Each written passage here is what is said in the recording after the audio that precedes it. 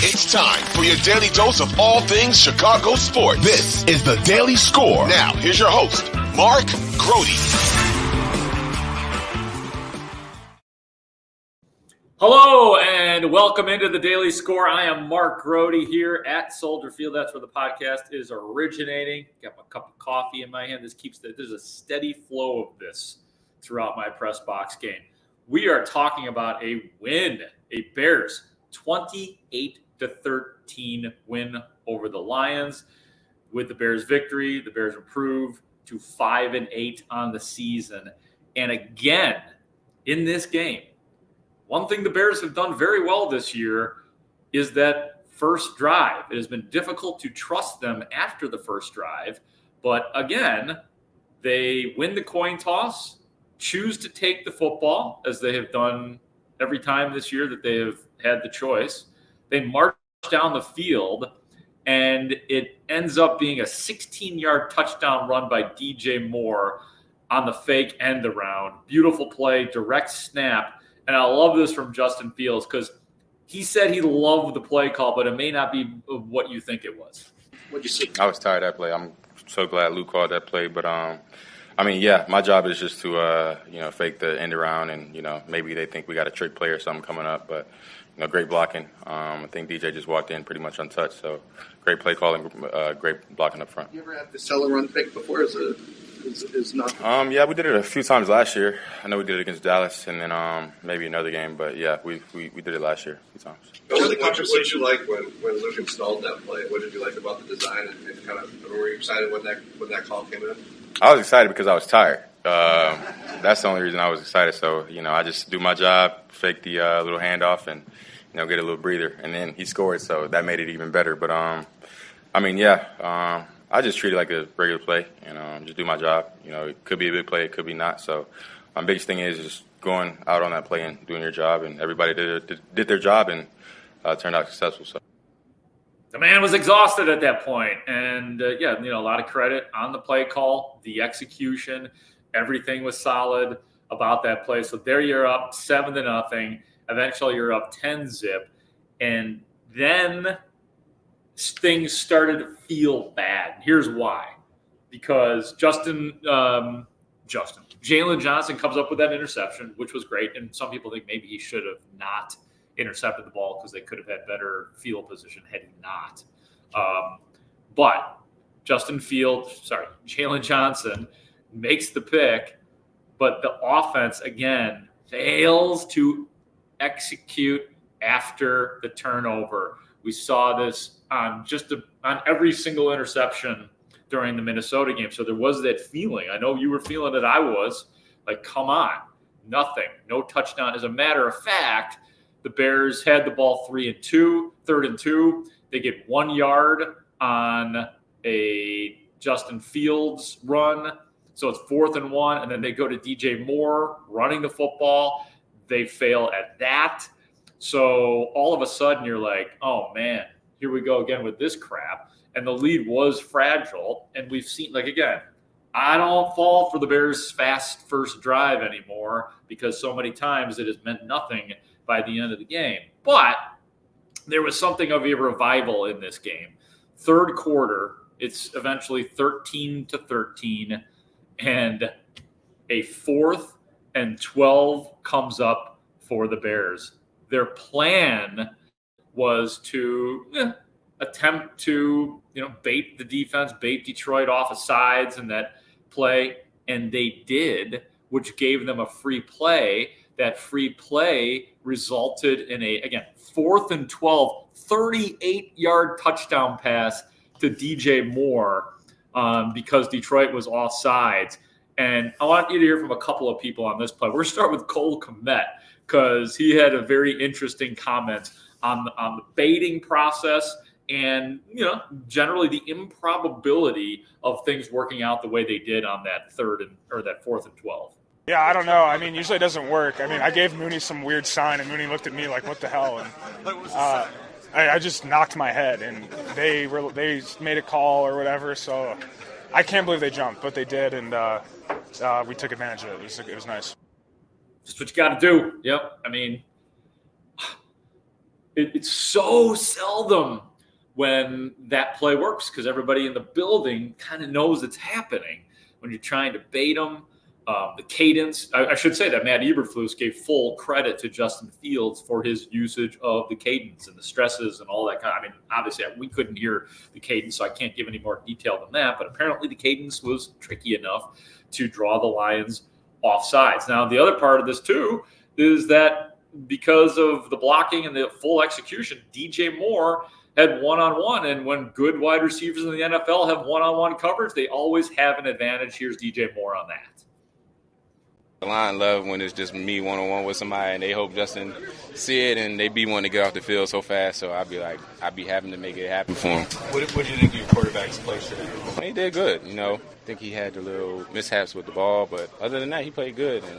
And he's still growing and getting better every week. So these last, we got 4. How many games we got? 4 games. You might see some spectacular out of him. How about this team? Do you feel like you guys are growing? Heck yeah. Do you not remember we was on the up and down roller coaster and we just stacked 2 wins back to back? So I would say we're doing great.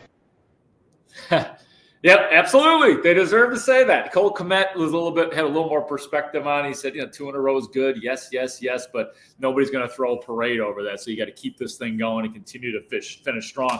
Let's finish up the offensive talk portion of the daily score, and then we'll get to defense because there's a lot of good on the defense too. Here's Justin Fields discussing the overall picture of this game and the performance. We know as a team that there are going to be ups and downs during the game, and we try to just stay even-keeled throughout the whole time. So I think the guys did that. I think personally we did leave a lot on the field. I think we could have been better in some areas, but at the end of the day, we got the dub, and that's all that matters. And like I said before, the team did a great job being down at halftime, coming out after halftime in the third and fourth quarter, finish of the game, and just playing for each other.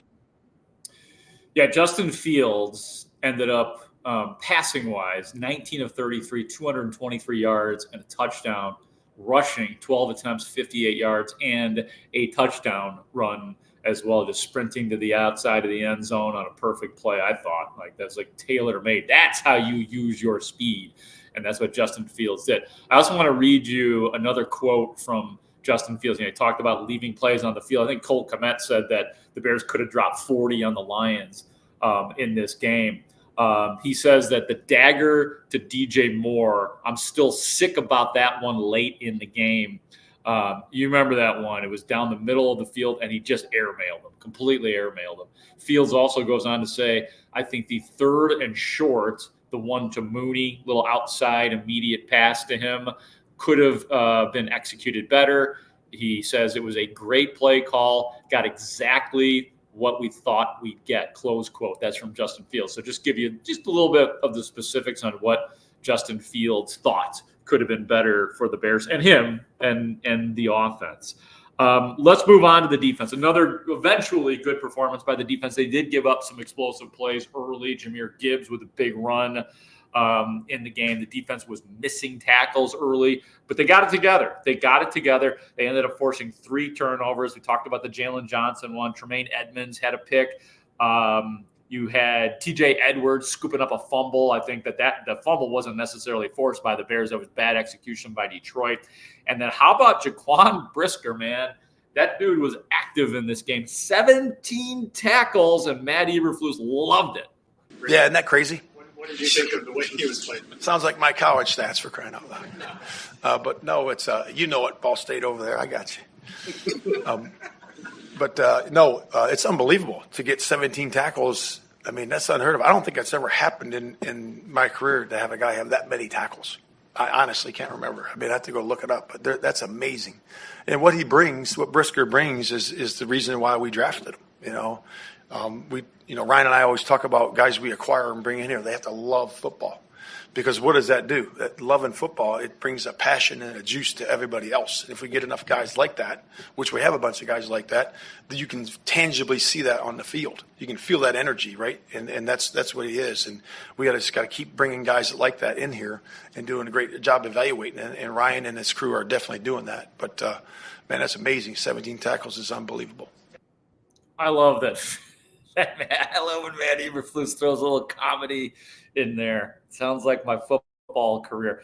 and he mentioned Ball State. I'm 99% sure he was talking about David Haugh, who was right there in the room. And again, 99% sure that David Haugh, when he played at Ball State, played against Matt Eberflus. So I think I have access to Haugh, so I'll try to confirm that. Just didn't have time before the podcast. Well, Grote, I'll pop in. I can confirm. Oh, yes. I used to work on the morning show with David Haugh and Mully, and yes, undoubtedly that was the Haugh, no doubt. Okay, good. Can confirm 100%. I don't want to have to take back the report. You know what I'm saying, Ray? I don't want to have to send like an apology tweet to anybody about anything. So okay. We're sourcing out here. We're sourcing out. I directly heard Haugh say this before. All right, good. It's on Ray Diaz then, if we're wrong. So I loved it. That was a great moment for Matt Eberflus. And look, Flus should be loosening up, man. Something is happening. The Bears have not turned the big light switch has not come on yet. But there is a little bit of a turning of the corner. Now, there's a couple more corners I still have to turn for sure. But, man, there is a legitimacy starting to build, especially with the defense. And considering how bad it was last year, a lot of credit to the Flus on that in a year that he's taken a lot of criticism from me and just about everybody else in this press box right now.